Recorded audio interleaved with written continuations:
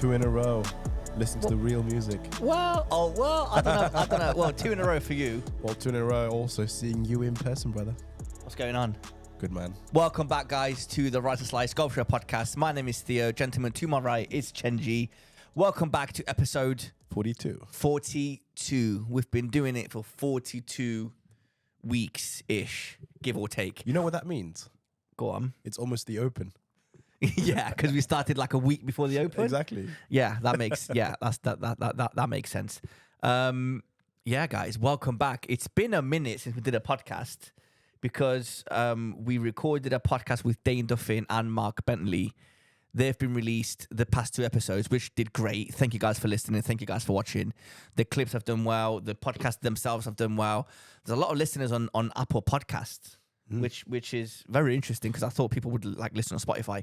But hey, as long as you're listening, I don't care where you're listening from. And actually, you know, we have a lot of listeners from the US now. US, America. Like, I feel like... US, America. US and America. Oh, my God. England. Someone failed GCSE geography. Dude, no, it's the time of day. It's nearly midnight. We're recording the podcast. I'm so tired. And why is it midnight? Because... Dude, we've played some golf today, man. First topic I want to talk about Moor Park. So today, for whoever doesn't know, Chenji has joined Moor Park Golf Club, which is in Rickmansworth. Is that how you pronounce Northwood? it? No, it's Rickmansworth. Rickmansworth. Rickmansworth. I'm not with it, man. Me and geography today are not having a good time. I think about like little rickshaw, like the chuck to carry your little clubs. Rickmansworth, yeah. So he joined literally yesterday. He paid his fees. Always last minute, just in time for me to come down and try out the course. I drove 2.5 hours to Moor Park. Before coming to Moor Park, tell me how stressed you were before coming. Oh, big time! Like there was no tee times, then there was tee times, and there wasn't tee times. You were very unprofessional. You did not book any tee times until literally the day before, and I'm panicking, like telling my wife, like, "Oh my God, like he's not planned anything." I'm like, I got the day off work. I managed to like move things around so I can make it, and we're not going to play golf, blah, blah, blah. But obviously Chenji pulled through again, which is even worse because now he thinks he can get away with this every single time, which is not right. So part of me wanted him to fail, but he didn't. So it is what it is. I promise it's going to be better. Anyway. Yeah. So I drove 2.5 hours this morning. Obviously a bit stressed, a bit. No. This morning I was fine because like everything was booked, so we were fine. I was just anxious to play because I was looking forward to today. What were your expectations before arriving? That's a great question. Like bearing in mind, you know, you had to drive at least 2 hours to get there. So if I'm driving anywhere more than 15 minutes, it best be worth whatever I'm doing because I hate driving. I don't like being on the road. I get bored easily. I get tired easily. I'm just not a fan. So me driving 2.5 hours to play golf is a big ask for me. For a lot of people in America that probably do that every single week. You do it every week now because you have to drive an hour to play golf. It's just not my cup of tea driving, right? So driving in, it is what it is. I had some podcasts on. I was listening to some rival podcasts. Shout out to Rick Shield's podcast. That's the closest rival that we have. Anyway. I had a quick, what's it called? Off topic. Yeah. I had somebody say that our production felt like it was a Rick Shields level production. I don't know about that. No, seriously. No, somebody actually said that to me. Okay, they don't know what they're talking Chinese about. social media. Yeah, they don't know what they're talking about. No, but seriously, when they listened to it, they were like, wow, this actually sounds like a Rick Shields podcast. Okay, so quickly, before we move on, I will address this. The podcast sounds great. I do a really good job with this. The podcast looks great, but... Theo does a great job with it. I do a great job with this, but if it was up to... No, it is up to me. If we had bigger budget or whatever, I could definitely like really amp this up. I could have like a camera on you. I could have a camera on me. I can have a camera on both of us, and it will look just as good as the Rick Shields podcast. There is no question about that. The production value for the budget that we have is top tier. I have to say that. So plus the clips are really, really well done. I do them. They all got subtitles. You know, they look good, they sound good. If it doesn't sound good or look good, it's not getting posted. I'm very, you know, it has to be done properly. Like, Otherwise, you are the definition of a professional. I want to think so, but it is what it is. This podcast is only going to get bigger, and it's only going to get better. I have big dreams, Chenji, is what I'm trying to say.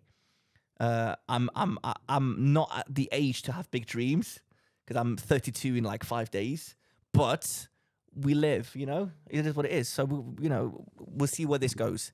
But yeah, so far so good. I'm happy with the outcome of the podcast. Moving on, driving to Moor Park. For whoever doesn't know, how much did you pay for Moor Park first of all? I think the first year's dues, including joining fees and everything, was about 5,000. £5,000 to play golf for 1 year. Now, I don't know the listeners that we get. I feel like they're going to be on my side when I say that is a stupid load of money. Not for the US listeners. Not for the US listeners, correct. But for your average Joe, that is a lot of money to play golf. Absolutely. Absolutely. So me driving into Moor Park, I'm thinking, I can't believe Chenji's paid $5,000 for this. I can't believe until I get to Moor Park. And the first thing I said to Chenji is, $5,000 is an absolute bargain for this place. Correct? Dude, I was blown away. Woburn is nowhere near this place, in my opinion. The course is the course conditions at Woburn are much better than Moor Park, which you'll see next month when we go and play. The clubhouse is unbelievable. It's I can't. You can see videos, you can see pictures. There's going to probably be some videos and pictures up on our Instagram at Rice and Slice. Go follow, go like all the pictures and all the videos. It's incredible. I can't stress enough how good this place is, right? Well, just watch the videos, right? Because you're going to release a 1 minute golf course review. And also, we have another video coming up as well, which is we have a couple of videos coming up. Yeah, the new members unboxing as well. We recorded a few videos today. One was a 1 minute golf course review, which I do on my TikTok, and I'm going to post it on the Instagram. We also did a one hole match play. We did on a par 3, which was quite fun. Unbelievable. That's really fun, actually. Yeah. So go and watch that. That's so funny. It actually looked like the 16th at Augusta. Well, the backdrop, not the hole itself, but like the flowers in the back. It kind of looked like that. We also recorded a video of what Chenji got in his welcome packet for Moor Park. We did a few videos, and we're playing again tomorrow out on the West Course tomorrow. On the West Course, yes. So today we played the High Course. It was like over 7,000 yards or something. Yep, and it was literally right behind the Hertfordshire County Championship finals. Yes. Right. So they finished, we joined. Like it was, I think we were about 2 tee times after the finals, right? Dude, the greens were absolutely rapid. I couldn't believe the greens were probably the best greens I've seen this year by far. They were so pure, so good. Which you'll also see in one of the videos. Oh my God. You tap it and it goes literally like a 10-foot tap. You barely touch the ball and the ball flies like literally 10 yards past the hole. It's crazy how fast these greens were. And what did you tell me in the car? So, I was speaking to the one of the managers at Moor Park. Right. And obviously, after the round, I'm going to pretend like this is the first time I'm hearing about this. So that was like, when Theo was away. And so I told him, oh yeah, amazing course conditions. The greens were so fast. Like they were actually so fast. Like I told him what happened to me like on that 1-to-1 match as well, 1v1, which you'll see in the video. Look at the video. It's really funny, actually. And he said, yeah, actually, a few years ago, the RNA, right, the Royal and Ancient, had a word with us. Right, because they were hosting these events, these prestigious, like, boys, juniors, and also like open qualifying events, right? And said, you have to slow down your greens, otherwise we will not host any more RNA events at your venue. That is absolutely mental. Like so the RNA telling you need to slow down your greens. He told me that. I was like, what? That's incredible. But yes, is there a thing that's too fast? Yeah, there is definitely. So. Now, after today, there is something as in too fast. Like if the RNA says it's too fast, it's too fast. They were very fast greens. But we had a great time. I played half decent. You could definitely play better than what you played today. Had good holes and bad holes. You right? had, but I think you kind of lost focus at one point. But it is what it is. I mean, you're not playing as much. I had hay fever. You did, really yeah. bad hay fever. And you still have it now. You're not playing as much as a year ago because of work, which is okay. It is what it is. So it is what it is. Just get out there. You definitely need to get your money's worth. But the $5,000 that you paid, in my opinion, is justified because there's like an incredible patio area. There's an incredible practice area, putting area. There's tennis courts. There's the like clubhouse, real grass tennis courts. like real grass tennis courts. There's a massive, incredible clubhouse with like fully stocked bar, and there's 2 halfway houses, one on each course. We had like a breakfast roll this morning on one of the halfway houses that were made fresh on like a griddle. Cooked, eggs, Dude. sausage, bacon. I couldn't get over it. Like there's beautiful views. I can't wait for tomorrow's course as well because it's a much easier course. But I was very, very impressed. And I can't wait to come. Well, I'm going back tomorrow, but I mean, I can't wait to come back in like a month's time and play again. It was a lot of fun. I hope the greens stay as good as what they are, because like we said, we spoke about this in the course.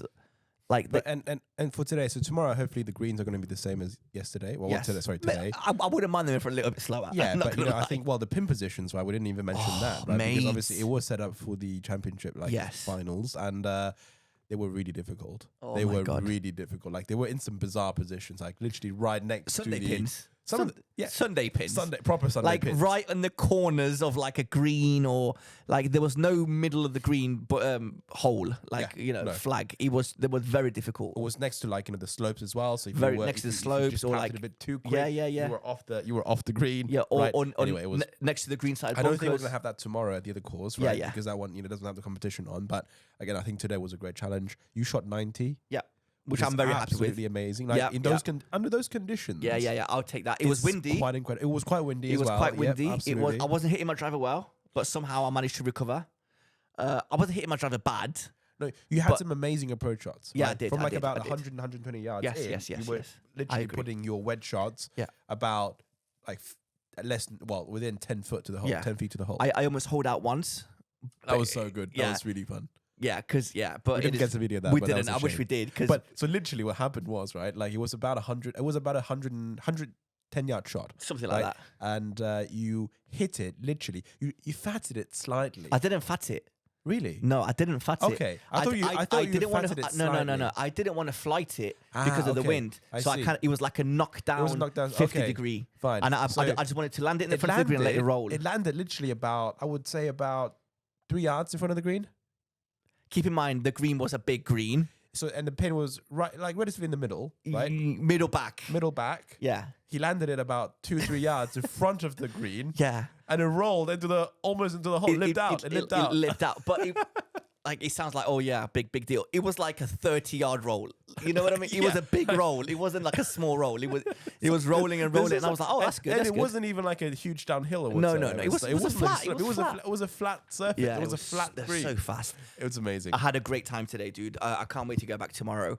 But yeah, what else? We haven't recorded a podcast in like 3 weeks because I know. So literally, what has happened then? Some big news, right? Obviously the PGA, Brooks having won, right? The sensation that is Michael Block.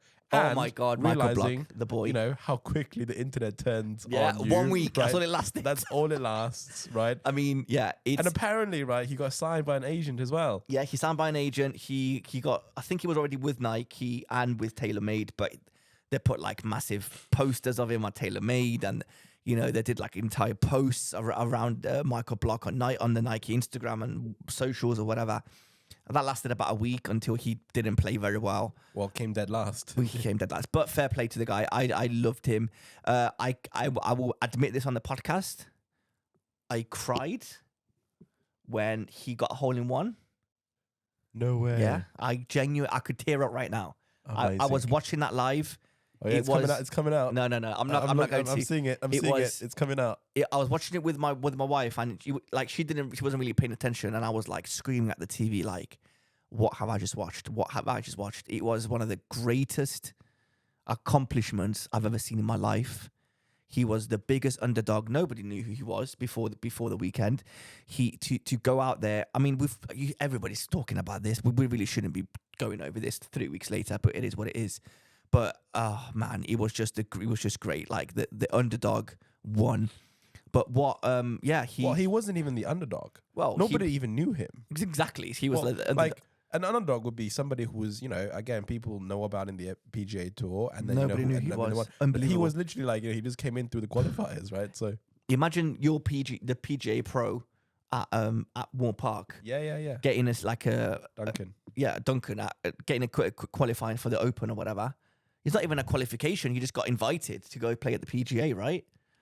And imagine going to play at Hoylake or wherever, and he just smashes it round. Mate, I don't know what it was. It was him as well. It was probably his age had something to do with it. It was the fact that he's not like a long hitter. It has something to do with it. It was how difficult the course played and how he just made it look easy. But you saw the PGA, right? And you saw the coverage, right? Yeah. And all of his short game is incredible, right? Dude, on the 18th, he had to par the 18th to be invited back. Yeah. And he didn't even know that he had to par it. And he was like in the rough. Or proper rough. Dude, it was like you couldn't see the ball. And he managed to like get up and down and then par. It was just such a great story. I can't wait to be sitting down in 50 years' time with my grandkids. They're watching the film on Disney Plus that they're going to make about this guy. And I'd be like, I remember watching that live. Dude, it's a great story. I'm so happy for him. I think he's already signed a deal with Netflix, hasn't he? No. Well, yes and no. So there's going to be so the season 2 of Full Swing, it just so happened that they were recording him just out of nowhere, and one episode is going to be dedicated just to Michael Block, which is going to blow up. I can't wait to watch that.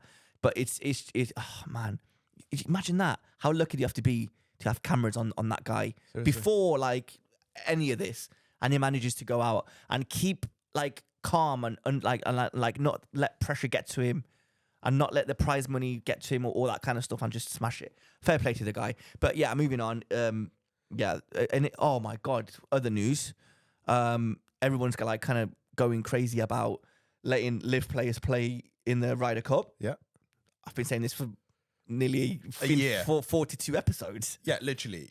My idea was to have a Ryder Cup style match where it's Live versus PGA Tour. Obviously not the Ryder Cup, but have a different tournament. That will probably never happen.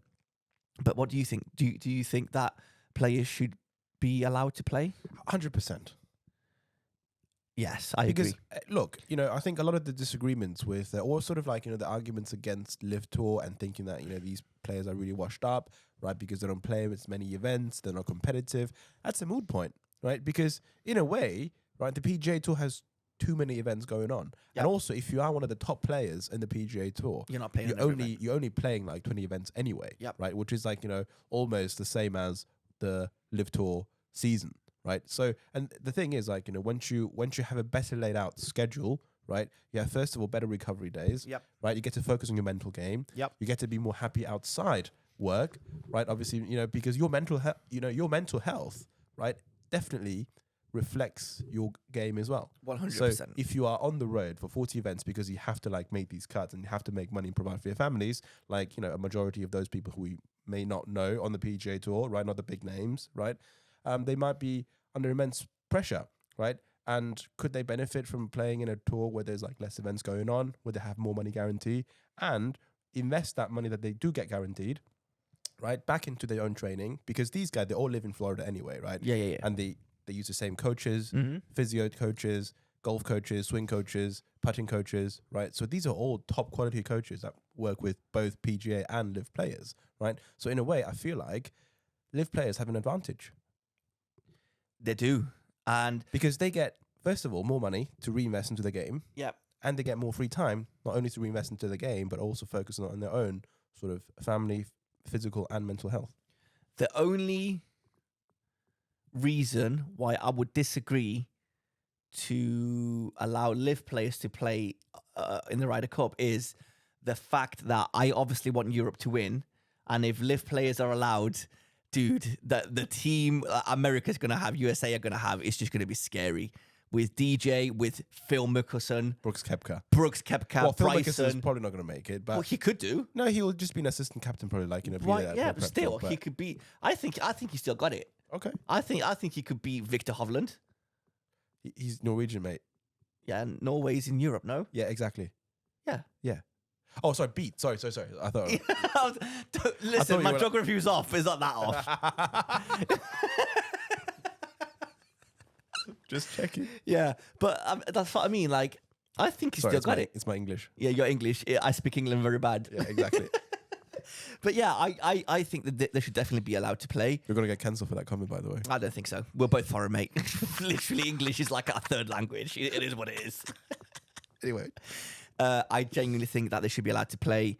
It'd be great for us because we're going to be there on the Sunday. Well, actually, no, it won't be great because if like all these live players are allowed to play, you might not make it to Sunday. well, to be fair, Just but having a the knock-around on thing Sunday. about it, like, if you think about it, like, without Sergio Garcia and Ian Poulter, who have been some of the most reliable Yep. points delivers in Ryder Cup, European Ryder Cup history, Yep. if they're not participating, right, I think that's seriously going to affect. I don't think Ian Poulter would make this year's Ryder Cup team. But I could. No, but it's the idea of him not being a captain. He didn't make it last year anyway via normal qualifiers, right? He was just a captain's pick. He was there. He, He will always going to be a captain's pick because of his record. Do you and think his, so? Aura. But that's taking. It is a taking spot. other people. No, but the thing is, you can't deny the fact that he performs in match play. I don't disagree. I And love he Ian has the Poulter. track record, right? And so, same as Sergio Garcia. Yeah. Yeah, it's going to be an interesting one. Let's just wait and see. I wouldn't be. Did you know? Fun fact, stats and facts. Did you know that the what's the word I'm looking for? The qualifications. Is that the right word? Qualifiers, qualification, the- criteria. Yeah. The criteria to qualify for the USA team are not the same criteria to qualify for the Europe team. I did not know that. So the USA captain can pick any of the live players, but the Europe captain for some reason can't. No way. Stats and facts. You heard it here second because Rick Shields spoke about this. Is that what you listened to today? Yes, this on morning? the way down here. Thanks, so Rick Shields. yeah, thank you. You're not listening, Credit but is we're where listening. credit is due. Yeah. So I didn't have to thank you. I did. But yeah, apparently the America. He's googling it now because he doesn't believe Rick. But yeah, apparently America. The USA captain can pick any other live players, but the Europe captain, there's some sort of like criteria that I don't know what it is, mate. But have you found anything? No, not yet. It's right. It is what it is. Moving on. Anything else you want to talk about before we end the podcast at 23 minutes? What do you mean? There I'm are joking, loads I'm to talk joking. about. I I'm feel like, joking. again, I'm joking. we could have gone into depth on so many things, right? But I feel like some of these topics are already very old. We're Yes, not going they to go are. too deep into them, Yes. right? But what is, I think, I suppose, more recent, actually, speaking of Phil Mickelson, literally what we noticed this afternoon, right? Oh my God. He was. I went to show Chenji Oh this. my God, this is so funny. And actually. Chenji So both, where were we again? We were in the clubhouse. Yeah, we were were. watching Man United, Man City. Yeah. Right after a round. Yeah. And we're just like on our phones scrolling through, your regular, golf Instagram pages. content. Yeah. And he was like, At the same time, we turned our phones to show something to each other, and it just so happened that it was the exact same post. And How crazy is what was it? Phil Mickelson talking about Rory. Rory McIlroy, yeah. What did he say? I can't remember now. No. Oh my God. What did he say? Go, pass me your phone. Pass me your phone. Go on the foreplay. Foreplay. Digest as well. Go on the foreplay Instagram page. Just bear with this, guys. Sorry, we're a little bit rusty, as you can tell today. It is 12:15 currently. It's okay. We could use a little bit of silence. I wish I had a. Right, here we go. You got it. Phil Mickelson, makes a tweet. Tweed. Tweet. Twit. Oh gosh. Carry on. As worn out as McIlroy was after the Masters and his need for an off-season, Liv would be perfect for him. Problem is, I don't think there's a team that wants him on it because they'd have to deal with all of his BS. Which I kind of get. Verbatim. He seems very a bit high maintenance, no? Which has not worked in his favor because he took this stance of being like the head spokesperson for the PGA Tour, and then he kind of had to take a couple of weeks off because of like mental health problems, which I completely understand. There was just so much pressure on him it was obviously very difficult. So, you know, Rory, man, we love you. Just play golf. Just focus on your golf. Focus on your mental health. Don't worry about everything else. Everything else will get fixed eventually by itself. And the reason why live is so hated is because it's so fresh in our minds. In 5, 10 years' time, 15 years' time, nobody's going to care about all these arguments or about he said, she said. Like, we're not going to care, man. Exactly. Just enjoy the golf as much as you can. Let the live players play in whatever they can qualify. Give them some points. Let them play in the majors. You saw how good the PGA Championship was, which, to be honest, is not like my favorite major. It's not many people's favorite major to watch. And they made it into a great, you know, televised event. Granted, Michael Block probably overshadowed Brooks Koepka's win. I mean, but it is what it is. PGA must have loved that because they were probably looking for something like that. Can you imagine? Okay, if there was no Michael Block, right? If, you know, Brooks Koepka won it, a couple of live players in the top 5, top 10. There's no like fairy tale story whatsoever else. I want to say there was like 3. What would they have come up with? Nothing. Like, literally, what would they have come up with? They would have congratulated Brooks Koepka. They would have posted about him all over social media. They would have done exactly the same stuff that they would do normally. But they were just so lucky that Michael Block overshadowed Brooks, which it worked for PGA Tour. But again, Brooks Koepka is among the GOATs of golf right now. 5 major wins. Mate, incredible. Yeah. I'm not the biggest fan of Brooks Koepka, but you can't deny his greatness on the golf course. He just literally wakes up April for the Masters, for major season, and he just goes back to sleep after the Open in July. So. Yeah, but it is what it is. Fair play to you. Yeah, but also, actually, speaking of Rory coming back as well, he is now tied for first place. Is he actually? At the Memorial, Let's hope he holds it. He keeps it. That'll be good. Anyway, moving on. Dude, I want to talk to you about an incident that happened to me, which I didn't tell you. Go on. About 2 weeks ago, I was at a family barbecue, and obviously, me and my cousin Stell are like the golfers of the family, right? Yeah. And we had a bunch of people over, and one of my cousins was like, random cousin, he was like, "Oh, I see you playing golf, man. I'm so jealous of you. I would love to play golf with you sometime." And I'm like, "Yeah, man, like you can come whenever you want." He was like, "Oh, yeah." I was like, "When you playing next?" I said, "We're playing Tuesday with Stell." And he goes, "Oh, yeah, I'll join you." And I said, "Okay, wicked, yeah." And he was talking to me, dude, like he knew what he was on about. So I was like, "Oh, yeah, man, like we'll book it." He lives near Coventry. So we were like, I was trying to figure out where to play. So we booked the Warwickshire. I know that kind of stuff. And I booked the Warwickshire because it's near his house. And we figure out a time, 2:30 in the afternoon. Perfect. Yeah, he's going to finish work, come straight there. All great, all happy days. Before he leaves, I says to him, "Oh, by the way, dude, don't forget to bring your golf clubs." And he's like, "What golf clubs?" And I'm like, "Dude, you can't play golf without golf clubs. You need to..." Oh, my gosh. And he goes, "I don't have any golf clubs." And I'm like, "How are you going to play golf?" He goes, "Can I not just rent them when I get there?" I'm like, "Dude, when you get on holiday..." This isn't a driving range. This isn't a driving range. I mean, You're to not be fair, that was a stab at me. For those of you who don't know, just watch. Yeah, go back like 10 episodes. Not 10 episodes, like what? 50 episodes. 35 episodes, anyway. Carry on. What were we going to say? To be fair, if you get used to like going to the driving range and just renting clubs on the driving range, you kind of like, oh, it's kind of normal that places will have golf clubs for hire. He's never been to the driving range. He just expected, he just thought that we turn up and just rent clubs or we borrow clubs. Anyway, so I'm like, me and Stell like scrapping around trying to put a bag of golf clubs together for him. So he's like using like random drivers and random putters and random wedges that we have or whatever. Anyway, fine, cool.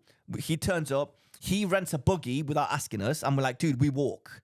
Are you listening or are you scrolling on your phone? No, I'm listening. You're scrolling on your phone. No, go on. Okay, so we get to the golf course. He rents a buggy. I'm like, "Dude, what are you doing?" He goes, "I don't fancy walking." I'm like, "Well, we're walking. You can rent a buggy. Like, you can just go by yourself." He was like, "Okay, yeah, that's fine." Dude, we get on the first tee box. He parks the car on the yellow markers where we were about to tee off. I'm like, "Dude, what are you doing? Move the car." And he goes, "Why? Isn't this like a parking spot?" And I'm like, "Dude, no. You're not allowed, like, we're not even allowed bags on here." I'm going to have a heart attack. It gets way worse. Gets on the green. We get on the first green. I swear to you, he drives over the middle of the green. He parks next to the hole. He gets out, gets the putter out his bag, and proceeds I'm like, I'm at this point, you know how I am with rules, dude. I'm losing my mind. My heart is pounding. I'm like looking around, seeing if anybody. Was anybody? Nobody. Was It was around? it was like a quiet course. Oh, I'm like, get in your buggy now, and please move away. He almost drove into the lake. He almost drove, and he wasn't speeding or being silly. He was just not looking where he was going. He wasn't like speeding like what you would do. He was just like, oh, it was like a top of like there was like a massive mount. You've been really taking stabs at me today. Well, no, It's okay. your driving is I always moan about your driving. What else did he do? He parked on the tees. He was walking along our lines. He saw. I drove the ball. Okay, yeah, Okay, that's fine. That's fine. I understand that, dude. I drove the ball in the middle of the fairway. And you picked it up. He drove past. He stopped. He picked up my ball and he put it in his pocket because I found the ball. I'm like, well, dude, man, what are you doing? This actually, I feel like this could be a funny. Like He had no idea what he was doing, and we thought that he knew what he was doing. We had a good time, but like by the end, he kind of figured it out. It wasn't my place to kind of tell him what he was doing wrong with his swing, whatever. But Stell loves all that stuff. So Stell was like, yeah, just open your legs a little bit more. Put the ball on your left foot. Stell, you better be listening to this. He's not listening. But yeah, you know what I mean? Like he was just like, and I was like, dude, I just want to focus on my game. I don't care. Like he's like hitting it 10 yards. Just get on with it. I don't care. But yeah, he was like, oh, I'm 130 yards out. What shall I get? And I was like, I don't know, like just get a 7-iron. He goes, yeah, cool. And then he was like, oh, I'm 180 yards. I'm going to get a 7-iron. Oh, I'm 200 yards. I'm going to get a 7-iron. And I'm like, that's not how it works, man. You have 13 clubs for a reason. You have to use them all. There's like different places and different times that you can like use your different clubs. But it was just... It's one of those cases where it's so bad that it's like comedic, right? Yeah, I couldn't help but laugh. But what really, really pissed me off was like driving over the green. Oof. Oh my God. Thankfully, it was like really hot weather, so you didn't get the tire marks. Yeah. But oh my God, dude, I was like, what are you doing? He drove past the flag. Dude, like, this is like a meme that you see on Instagram or TikTok where it's like somebody just like on a municipal course, not on a proper, really nice championship course. But yeah, hopefully. I would have given me a heart attack. Yeah, big time. Well, I'm playing again on Tuesday. With him? No. No. I'm playing with Leo on Tuesday. Oh, Shout out nice. to you, Leo. Whereabouts? Warwickshire again, same place. Yeah. Imagine if they like banned you from that. I Imagine doubt somebody it. looked at it. We're pretty good customers. We go there quite often. But yeah, it wasn't. Oh, do you know what he actually brought up? You know, one of those things when you start playing golf. Well, me and you go and play golf, and then let's say we're playing golf tomorrow. And it's like a beginner, and he goes, oh, you guys, let's see what the professionals are doing. Oh, and then you're like, no, dude, like you need to understand. We've been playing for the past 2-3 years, but we're not professionals. We're far from professionals. Yes, we might be a little bit better than you, but we still make a lot of mistakes. We can still top a ball. We can still chunk a ball. We can still fat a ball. You can still shank a ball. It's very doable, right? And then he brought up the analogy of the 10,000 hours analogy, where if you do something 10,000 hours, you become like a pro. I genuinely believe, correct me if I'm wrong, I think the only place or sport that this 10,000 hour analogy doesn't count is in golf. 10,000 divided by about average 4 hours per round. That's 2,500 rounds. No, I disagree. It's way more than that. Because if you're playing 4 hours of golf, you're not hitting shots for 4 hours, Chenji. You're walking most of the time to your shot. True. That's true. So the 10,000 hours don't count. Yeah, I guess because So if you're playing football, if you are playing basketball, you're always like You're doing always things active. Your on the brain is game, constantly working. Whereas golf, it's such a long game. It's a long like, game. So from that like 200 yards hours. that you're walking from your tee to your ball on the fairway, let's just say, you're not thinking about what you're going to hit because you're talking with your partner, you're whatever, you're drinking, you're having a good time, and then you figure out what you're going to do when you're over the ball because you need to see the lie, you need to see if you can find your ball, what kind of, how the wind is. So you're not going to do that before you turn up, before you're looking at the ball. You're going to do that when you're at the ball. So that 10,000 analogy, I don't think it exists in golf. I don't think so. I feel like, these people, they can yeah, I mean, people do this every single day, right? For 8 hours, right? Let's just calculate this. Go on. Right? If you if you like, take this seriously, right? Like actually, most professional players, Right. Well, pros at golf courses, right? It's 8 hours, right? Times, 5 days a week, I guess, right? 40 hours per week, right? How many weeks are you going to work? Maybe let's say like 30 weeks, right? That's like decent weather, right? So every year, that's 1,200 hours. So that means, right, in about 8.5 years, right, you would be very good at it. Explain to me the 8 hours, the first 8 hours that you put. Well, 8 hours is like if you spend 8 hours per day working on it. That's too much. But still, that would take you like 8 to 9 years. So actually, That's crazy. Actually, to be fair, 10,000 hours is realistic as well. Do you think so? Well, if you play for 8 hours every single day But for 9 years, you're probably going to be good at golf. What do you think? Good at golf, yes. Professional, no. Oh, of course. Like, look, Michael Block. How old is he? 46, I want to say. He's been playing since when? Yeah, 40 years, maybe. Probably like... This is what I regret about us. The fact that we picked up golf so late in our lives. When I have kids, and I know for a fact that when you have kids... Yeah. What's the first thing they're going to do when they can walk? I agree with you, but I've taken my little nephews to the driving range loads of times. It's the most annoying thing in the world because all they want to do is hit driver and see how far they can hit it, especially if it's like a top tracer range. The oldest one is like 11, and the youngest one's like 9. No, but you got to develop that when they're like literally. I'm gonna put a golf club in their hands when they're 2 years old. You think it's gonna be like that? It's not like that, mate. No, of course it's not like that. But they just. I mean, to be fair, hey, look, if they like it, they like it. If they don't like it, I'm gonna. No, 100%. But like with me, and I'm trying to like show them like the bare basics. I'm not trying to overload them with information, but all they care about is hitting the driver, and I'm like, dude, and then all about putting the ball on the tee, on the little plastic tee, and I'm like, dude, like, just try to put it on the floor. But it's difficult. I'm like, I know it's difficult. It's supposed to be difficult. It's not supposed to be easy. But I don't know. It's just they just want to hit it far. When I hit it hard, they don't care about anything else. But to be fair, when we first started, isn't that what we wanted? That's still what I want to do. But you just contradicted yourself. And I still haven't figured it out. I'm way off where I want to be, but I think I'm in the right direction. I'm having lessons now. I'm having lessons once a month. I had my first one like a few weeks ago. I started working on like my alignment because I feel like my alignment's a bit off. But yeah, it's quite interesting. I'm gonna start getting lessons back up again as well. I think it's very important. You have to play way more golf than what you're playing now. And then, if you want to get a lesson, get a lesson. I think you're. I genuinely think you're just as good as me. I'm not saying I'm good. I'm very average. You're just as good as me. You just need to play a little bit more. You just need to get that rhythm back, and like your body needs to remember how to swing a club. Not like you don't know how to swing a club. I'm not saying that. Your short game is very good. I love your short game. Your 3-wood today was very good. Yes, you sprayed it left and right, a couple of holes, but it was very, very good strikes. Your iron game is you can do a bit of work, but I genuinely believe it sounds bad. Yes, everybody needs lessons. I don't think you need a lesson.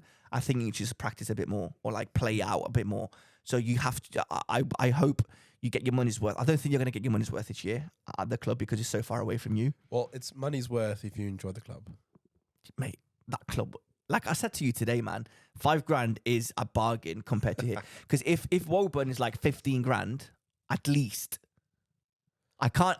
If your club is $5,000, at least. No. Like the joining fee alone is like that. Yeah. So if your golf club is $5,000. Sorry. Before finding out that your golf club is $5,000, 15 grand for Woburn sounded like, it made sense. Reasonable. Yeah, it made sense. But then when I saw your golf club, there's no way Woburn is like, it doesn't make sense for it to be 15 grand because of the 3 championship courses and all in the top 100. Well, hey, look, golf, just like any other sport, or any other, I suppose, brand, right? Yeah. The better the brand, the more they can get away with charging. Big time. And right? yeah, why is a bag with Hermes, right? Why is that 10 times the price of a bag with Louis Vuitton? They're both good bags. They're both made in the same factory in China. Yeah, exactly. But same sweatshop. You said it, not me. You can get away with that. Anyway, moving on. I've got a new segment. Oh, God. Well, it's not a new segment. It's an old segment. I'm just bringing it back. Facts and stacks. Wait, I Ooh. said that wrong. Facts and stats. Say it. Fats and stacks. No, facts and stats. Flats and flax. Never mind. So there's this guy on Twitter. Have you ever heard about him? Lou Stagner. No. You've definitely seen his tweets. They are everywhere all the time. So this guy, I don't know much about him. I know he has a golf podcast. I don't know what it's called. I'm sorry. I think he works for Arcos. Okay. And he is like the stats genius, stat golf master. He's incredible. I love his page so much that I'm not a Twitter fan. I've turned the notification bell on Twitter, so whenever he posts something, I always see it. Get it, yeah. Dude, I have some incredible stats that I want to share with you. Are you ready? Ready for the facts and stats. Are you sitting down? What? Those of you watching YouTube, I'm literally sitting down. Right, first one. PGA Tour players hit all 18 greens 30, about once every 582 rounds. How crazy is that? That's difficult, though. Very difficult. It is very difficult. But if it's difficult for the PGA pros, imagine like what are the stats for like a 15 handicapper? Well, to be fair, I feel like these days, right, I look at the internet a lot, and there's been a lot of stats. And actually, to be fair, I feel like that's right after having the lesson, right, the playing lesson with Dane Duffin, Right. And he's always said, right, like professionals miss the green more often than people think. Oh, so yeah. why should you be aiming for the pin every single time? Correct. Right? Like there's no, literally, right? Because when we're watching from like 120 yards. Oh, it's the stats are staggering. I mean, the stats. I mean, I feel like we talked about this. I think we last time, did, didn't we? But like, from 120 yards, right? What's the average? What's the average percentage that a Tour Pro, PGA Tour Pro, makes it on the green? It's very low. Yes, I don't remember. 20%. it's like 30%, 20 to 30%. Yeah. So if a Tour Pro from 120 yards, the problem is it's a very simple problem. It's a very simple solution. When we sit at home and we're literally watching Sky Sports now, we're only seeing the good shots. correct. We're not seeing the other 80 players that missed the green. It's fake news. It's media. It's just highlights. We're watching live highlights. Fake news. Crazy. Moving on. Oh god. For a 10 handicap player, a 150-yard fairway shot is the equivalent of 128 yard in the rough.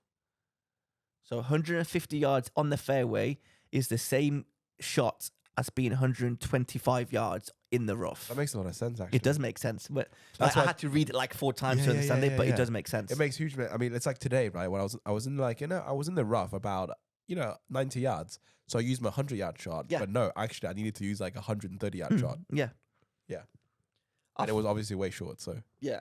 Dude, these stats get better and better. oh my gosh. A 5 handicap player from 100 yards in the fairway will average the same number of strokes to hole out as a Tour Pro from 225 yards away. Wow. So let that sink in. A 5 handicap player, which is a very good golfer, Very, very good. will hole out from 100 yards the same amount of times as a professional will hole out from 225 yards away. Which is why professionals, in the tour, they make eagles, and people rarely make eagles, even if they're high handicap. Crazy. 60% of like average golfers said that they bend or break the rules at least once a round. That's crazy, right? Oh yeah. I mean, intentionally. Intentionally, Does it unintentionally. say intentionally? Yeah, I don't know. You probably Yeah. would. I don't know. Well, sounds like intentionally. 27% said that they do it two to 3 times around. Well, That's it's obviously crazy. intentionally. So Yeah, so that's definitely if they intentional. said it meant it. Right, this is a good one. Computer algorithm data has revealed that a 10 handicapper will shoot a level par of 72 once every 194 years. Say again. What handicapper? A 10 handicapper will shoot a level par of 72 once every 194 years. How long did we say we're gonna live? Dude, I said today to 100 more years of playing golf. 100 more Dude, years. that's- Even then, we're not gonna get a 72. Crazy. Oh gosh. This is my favorite one. That's so much. And this makes so much sense because every golfer that's listening to this podcast has experienced this. The chances of making a 25-footer for eagle is 1%. Right? Wait. The chances of making a 25-footer for a triple bogey is 96%. Wait. What? 96? Yeah. So 96% of the time, you are going to hole a 25-foot putt if it's for a triple bogey. But if it's for an eagle, you will only make it 1% of the time. What? How crazy is that? Wait, How many times? Wait. Who came up with this? It's Arcos data. So you know when I'm like putting my stats in Arcos, he knows how far I am to how far the hole is. Oh my god! And he knows my score at the end, right? How crazy is that? So 25. How many times have you blobbed a hole, but you still go and put it, and you just put it without even thinking, and it goes in every time? Goes in every time. How crazy is that? Seriously, that's one of my favorite ones. That's really good. That was it. That was the end of facts and stats. Stay tuned for more. Stacks and facts. Facts and stacks. Facts and stats. Facts and stats. Yes. I don't know where that was going with that. But that was pretty decent. I thought there was a lot of good information in there. Absolutely. What else are we going to talk about? I mean, we're literally, doing this podcast while watching the LPGA tour, right? Dude, I can't even watch them. I can't even watch. They're too good. I get. Did you know, like, who's, Rose Zhang? Have you heard of her? Yeah. Obviously, like, absolute brilliant. Probably even going to be better than Tiger Woods, actually. Right. Well, she's already broken Tiger Woods' record in Stanford. Okay. She literally, this is her first event, and she's now tied for first. Well, no, she's first place. Solo lead. This is how dominant she is. It's her first professional event. I don't know how we focus so much on trying to hit the ball further. I don't think that's the idea of golf. The idea is to have a smoother swing, maybe a slower swing, but to just be way more accurate and drop your dispersion rate down a lot more than what it is now. Because these golfers, obviously these ladies, they're not hitting it further than the PGA Pro professionals, but I genuinely think that they play better golf. Dude, they're just hitting darts. Look at that. They're just so good. They're too good. They're unbelievable, and they're not. It doesn't even look like they're trying. They're throwing darts for sure every single time. I mean, you look at all of Rose's shots over here, right? And they're just literally right next to the green. Putt's amazing. Chip and putt. It's actually amazing to a point that it's kind of boring, right? That's why I'm not. I want to be a fan, but I can't get into it because they're just too good. They're too predictable. Where it's not like Jordan Spieth, where he could like easily shank a ball or like slice it into the. I've rarely seen. Obviously, you've I've gone on the PGA. I've never seen a PGA, shank. If you go on the PGA tours, Instagram webpage, right? You're gonna see some of these videos where they compile shanks, they compile like kind of funny videos, right? Yeah. But you don't see that in the LPGA because people don't do it. I'm sure that they're out there, Oh, but sure, yeah. it's. I think she's doing aim point. Minji. Is that Minji Lee? That's Minji Lee. I like her. Sorry, guys. We're just sitting here watching golf. Anyway, I think that is it for the podcast. What do you think? Well, I can't wait for the next one. The next one is... Are you away next week? No. You're going to Italy, no? 2 weeks' time. 2 weeks. Wicked. Okay, so next one's going to be remote. Yeah, that'd be good. Right, this was like a very short and sweet episode, guys. Just we kind covered of so many topics, actually. yeah, we actually covered a lot of topics in this episode. It was very jam packed because the time is like nearly 1 a.m. and I'm struggling to keep my eyes open. That's why it's been so short. This was how fast the greens were today. Like, look, she just barely touched that, and then it was like near the hole. I don't know what we're gonna do tomorrow. I can't wait for tomorrow. I'm genuinely excited for tomorrow because it's a very short. It's like 5,000 something yards, right? It's a very small. There's a couple course. of drivable par fours, right? Can't wait. Which, I can't wait for you to hit the greens, right? With your We'll see. amazing Well, hybrid. not today. My hybrid, yes. Oh, today was great. Yeah, but not my driver. Anyway, Okay, Rose. yeah. Amazing. Guys, thank you very much for listening. Please like and subscribe. Follow the podcast. Thank you very much. Go check out the videos. They're going to be super cool. Oh my God, yeah. So go check out the videos on our Instagram and TikTok page at Rice and Slice Podcast. They're very good. They should be up by now because this is probably getting released like today is Wednesday. So they should already be up. Please go like, go subscribe. Just thank you very much for sticking with us. And we'll see you again in 1 week's time. Take care. Bye.